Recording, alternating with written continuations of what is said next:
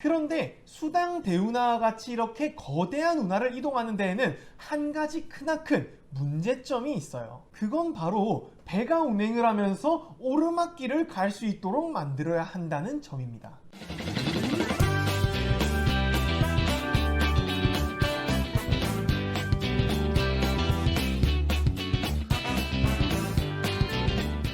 중국 과학의 가장 멋진 점은 무엇일까요? 서양에서는 상상하지도 못했던 종이나 화약, 나침반과 같은 발명품들일까요? 아니에요. 그러면 4대 성인이라고 불리는 공자의 지식들일까요? 아닙니다. 중국 과학의 가장 멋진 점이자 아직도 미스테리로 불리고 있는 것은 도대체 어떻게 이렇게 거대한 국가를 수천 년 동안 하나로 유지했느냐 라는 점이에요. 보통 이렇게 거대한 국가들은 이 큰 틀을 유지하지 못하고 분열되어 버리기 쉬운데요. 중국은 기원전 200년에 진시황에 의해 통일된 후 그 거대한 덩치를 지금까지 유지해 왔습니다. 고대 국가였던 하나라 때부터 따진다면 무려 4,000년이 넘는 기간이고요. 물론 엄밀히 따지면 중간중간 국가의 분열이 있긴 했었지만 사소한 건 그냥 넘어가도록 하죠. 어차피 다 합쳐도 500년이 안 되는 기간이니까요. 중국이 이렇게 거대한 덩치를 유지할 수 있었던 핵심 기술은 바로 수로인데요. 중국은 굉장히 많은 강을 끼고 있었기 때문에 수로를 잘 활용하면 아주 빠른 운송이 가능했어요. 여기서 말하는 운송품에는 국가를 유지하기 위한 다양한 공문서가 포함되어 있죠. 이것을 잘 알고 있던 중국의 지도자들은 수로를 개발하고 유지하기 위해서 많은 노력을 했습니다. 물론 그렇다고 해서 수로만으로 모든 것이 가능하진 않겠죠. 이 거대한 국가를 유지하기 위해서는 수로를 포함하는 고도로 발달된 도시 시스템이 기반이 되어야 해요. 예를 들면 자원을 캐는 것부터 시작해서 도로망이나 수도를 구축하는 게 될 수도 있겠죠. 이런 것들을 통틀어서 우리는 인프라 공학이라고 부릅니다. 이 용어는 일상생활에서도 종종 쓰이는 단어니까 잘 기억해 두시면 좋을 것 같아요. 중국의 과학은 송나라 시대에 급격한 발달을 이루었습니다. 그래서 오늘 이야기의 대부분은 이 시기에 초점을 맞춰서 진행이 될 거예요. 하지만 바로 송나라부터 들어갈 수는 없겠죠. 우선은 중국 과학의 시작부터 먼저 알아보도록 하겠습니다.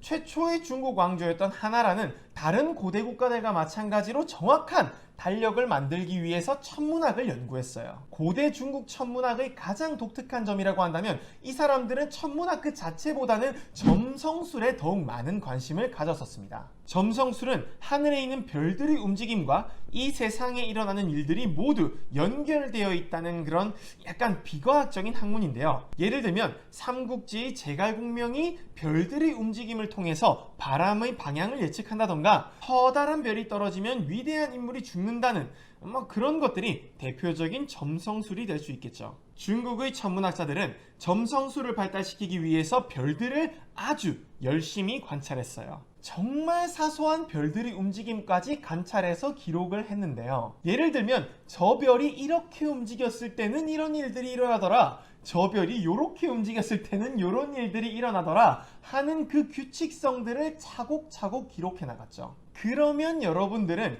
와우! 중국의 천문학자들은 정말 쓸데없는 짓을 했군요 라고 생각하실 수 있을 것 같은데요. 아니에요. 그 이유는 그들이 이런 별들의 움직임이 반복되는 것을 보고 많은 것들을 알아냈기 때문이에요. 예를 들면 그들은 이미 기원전에 1년이 365일하고도 6시간이라는 것을 알고 있었고요. 월식을 예측하거나 태양의 흑점을 발견하기도 했죠. 뿐만 아니라 아주 놀랍게도 그들은 세차운동의 주기가 26,000년이라는 것을 밝히기도 했어요. 여기서 세차운동이란 이 지구의 자전축 있잖아요. 그 자전축이 이렇게 약간 기울어져 있단 말이에요. 요 자전축이 매년 0.014도 정도 기울기가 바뀝니다. 세차운동은 이 자전축이 움직이는 그 주기를 말하는 거예요. 이렇게 미세한 관측이 가능하다니 정말로 대단하죠. 이 0.014도는 엄청나게 작은 각도이거든요. 각도기에서 1도만 하더라도 엄청나게 작잖아요. 그쵸? 여기서 우리는 중국 천문학자들의 위대함을 약간이나마 엿볼 수 있어요.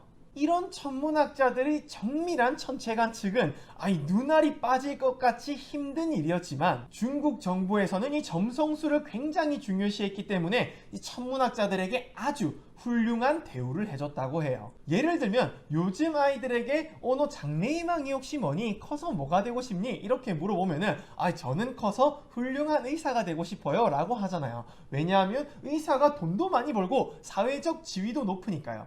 그 당시 중국의 아이들도 마찬가지였어요. 너 혹시 장래희망이 뭐니? 커서 뭐가 되고 싶니? 이렇게 물어보면은 저는 훌륭한 천문학자가 되고 싶어요 라고 얘기할 정도로 그 당시 천문학자의 사회적인 지위나 혹은 월급이 굉장히 많았다는 거죠. 그리고 시간은 흘러서 기원전 221년 중국은 처음으로 진시황에 의해서 하나의 나라로 거듭납니다. 그런데 이 진나라 시기에는 별다른 과학 발전은 없었고요. 과학에 대해서 이야기하려면 진나라 이후에 탄생한 한나라로 넘어가야 해요. 한나라 시기에는 대학을 설립하거나 체계적인 공무원 시험을 만드는 등 다양한 변화가 있었는데요. 여기서 말하는 공무원 시험은 아까 말했던 인프라 공학을 유지시킬 인력들을 말하는 거예요. 다만 한 가지 아쉬운 점이라고 한다면 이 공무원들은 농업이나 도로건설, 기상학과 점성술에 대한 전문가들이었지만 자신들이 알고 있는 지식에 대해서 체계적으로 어떤 학문을 만든다던가 교육을 하지는 않았습니다. 왜냐하면 그 당시 사람들에게는 이런 것들을 배우는 것보다 유교 사상을 공부하는 것이 훨씬 더 중요했기 때문이죠. 왜 중요했냐고요? 그게 공무원 시험의 주요 과목이었거든요. 참 이 옛날 사람들이나 요즘 사람들이나 별반 다를 거 없죠.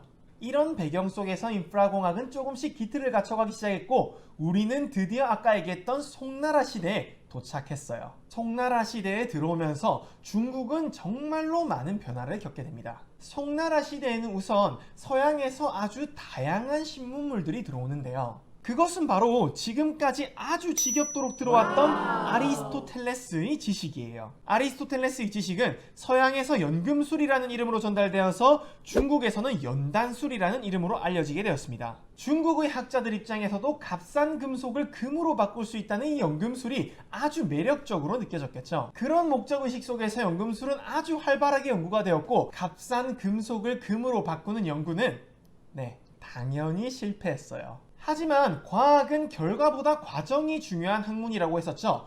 그 과정은 생각보다 아주 훌륭했습니다. 여러 물질들의 성질을 연구하는 과정 속에서 중국의 학자들은 화약을 개발했고요. 송나라에서는 이것을 발전시켜서 총기를 만들었어요. 뿐만 아니라 그 당시에 아주 훌륭한 소재였던 철을 재련하는데도 연금술은 큰 활약을 했는데요. 물론 중국에서 철의 재련은 기원전 2세기부터 이미 하고 있었지만 이 철이라는 소재는 굉장히 다루기가 힘든 소재였어요, 원래는. 하지만 송나라에 들어서는 철 재련 기술이 굉장히 많이 향상되어서 이 시기에 재련된 철만 무려 12만 5천 톤이나 되었습니다. 그 비결은 바로 석탄의 화학적인 성질을 발견한 데에 있었죠. 석탄을 통해 만든 고체 연료인 코크스는 아주 강력한 연료로서 철을 손쉽게 재련하게 해주었어요. 이를 통해서 송나라는 32,000개의 갑옷과 1,600만 개의 화살촉을 만들었고요. 그러고도 남은 철은 농기구를 만드는 데 사용됐습니다. 뿐만 아니라 이 시기에 발명된 석탄을 통한 난방기술은 불과 몇십 년 전까지만 해도 사용될 정도로 아주 훌륭한 난방기술이었죠. 이것은 모두 송나라 연단술사들의 연구로부터 비롯된 훌륭한 결과물이었어요. 다음은 앞에서 강조했던 수로에 대해서 이야기해볼까 해요. 아까도 이야기했지만 이 수로는 중국인들의 활동 범위를 어마어마하게 넓혀주었습니다. 땅으로 이동하는 것에 비해서 굉장히 빠른 것은 물론이고 훨씬 많은 물건들을 옮길 수 있도록 했죠. 가장 긴 수로는 항저우 남쪽부터 베이징까지 이어지는 수당대운하예요. 수당대운하는 그 길이가 무려 1750km로 서울과 부산까지 거리의 4배가 넘는 길이었는데요. 중국에서는 이 수로를 통해 매년 40만 톤이 넘는 곡식을 운송했어요. 선생님, 만리장성은 수당대운하의 2배가 넘는 길이인데 그러면 그게 훨씬 더 대단한 거 아닌가요? 그냥 강이 있는데 이거를 왔다 갔다 한 게 도대체 뭐가 대단한 거죠? 라는 생각을 하실 수도 있는데요. 만리장성은 그냥 차곡차곡 성을 짓기만 하면 되잖아요. 그런데 수당대운하와 같이 이렇게 거대한 운하를 이동하는 데에는 한 가지 크나큰 문제점이 있어요. 그건 바로 배가 운행을 하면서 오르막길을 갈 수 있도록 만들어야 한다는 점입니다. 그렇게 하기 위해서는 모든 오르막 구간에 수문을 설치해야 하고요. 배가 들어가고 수문을 닫은 후에 수위를 높이면 반대쪽 수문을 여는 장치를 만들어야 하죠. 이것은 지금도 사용되고 있는 기술인데 정말 수준 높은 기술력과 많은 돈을 필요로 하는 장치예요. 그 시기에 이런 기술력과 자본을 가지고 있었다는 것은 생각보다 정말 대단한 것이랍니다. 이렇게 만들어진 수로에 의해서 중국의 많은 지역들을 손쉽게 이동할 수 있도록 되었어요. 이것은 단순하게 교통수단 하나만의 문제가 아니라 경제 발달로 직결되는 중국 공학의 가장 큰 강점이 되었죠. 그리고 그 시기 중국의 기술자들은 국가의 다양한 요구에 의해서 많은 발명품들을 만들었습니다. 예를 들어 손수레, 비단, 지진계, 도자기, 화약, 석궁, 우산, 낚시릴, 현수교, 지폐 등이 만들어졌는데요. 매번 드리는 말씀이지만 이것들이 훌륭한 것인지 알아보기 위해서는 지금도 사용되고 있는지를 확인해 보면 되겠죠. 이런 발명품들 지금도 사용되고 있나요? 네, 이런 훌륭한 발명품들은 지금도 사용되고 있습니다. 지금까지 이야기를 정리하면 이렇습니다. 중국의 대표적인 과학은 달력을 만들 수 있도록 했던 고대 중국의 점성술과 철의 재련, 대운하 건설, 발명품 개발과 관련된 공학들이었어요. 이것들은 모두 에피스테메보다는 테크네와 관련된 지식들이죠. 중국의 과학에 대한 이야기는 다른 고대 국가들처럼 실용적인 과학이 우선적으로 발달되었어요. 하지만 차이점이라고 한다면 그 수준이 다른 나라와는 비교하기 힘들 정도로 아주 높았다는 점이죠. 일부 학자들은 그 당시 중국 과학의 수준을 생각했을 때 왜 중국 송나라 시기에 과학혁명이 일어나지 않았는가 의구심을 가집니다. 왜냐하면 이미 많은 학자들이 그 당시 중국의 기술력은 서양을 뛰어넘었음을 인정하고 있거든요. 에피스테메는 이전 시간에 배웠던 이슬람이 훌륭했고 테크네는 중국이 아주 뛰어났다 라고 말이죠. 중국에서 과학혁명이 일어나지 않았던 이유에 대해서는 다양한 의견들이 있는데요. 우선 첫 번째 의견은 중국의 테크네 발전을 이끌었던 기술자들이 낮은 계층의 사람들이었기 때문이라는 의견이에요. 이번 시간에 제가 단 한 명의 과학자도 언급하지 않은 것을 보면 중국의 과학 발전을 이끌었던 기술자들이 무명의 기술자들이었음을 알 수 있죠. 두 번째 의견은 그들이 테크네만을 중요시했기 때문이라는 의견이에요. 이론적 지식과 기술적 지식의 조화로운 발전이 이루어지지 못했기 때문에 거기에 한계점이 있었다는 말이죠. 이것 이외에도 최근에는 꽤 철학적인 의견도 나오고 있습니다. 예를 들면 과학혁명이 과학발전에 반드시 필요한 것이라는 생각 자체가 서구 중심 사상에서 비롯된 잘못된 생각이라는 의견이 있죠. 이 질문에 대한 답변은 아직도 현재 진행형이며 중요하게 생각해 볼 만한 거리입니다. 이미 지나간 거 생각해서 뭐 하겠냐 하고 생각하지 마시고요. 이것은 과학의 본질을 이해하는데 생각이상으로 정말 중요한 질문이에요. 그러니까 잘 한번 고민해 보세요. 이번 편을 마지막으로 고대부터 중세 시기의 전 세계의 과학사에 대한 내용이 모두 끝이 났습니다. 그러면 이것으로 이번 시리즈가 끝이냐고요?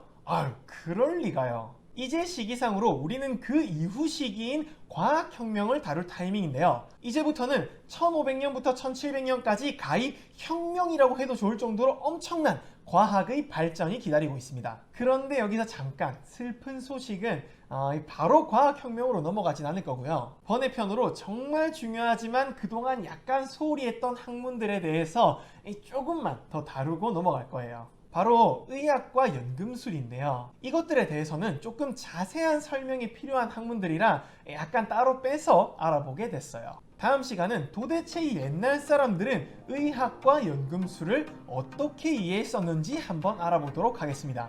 다음 시간에 기대해주세요. 저는 과학맛집의 민혁쌤이었습니다. 다음 시간에 봐요. 안녕.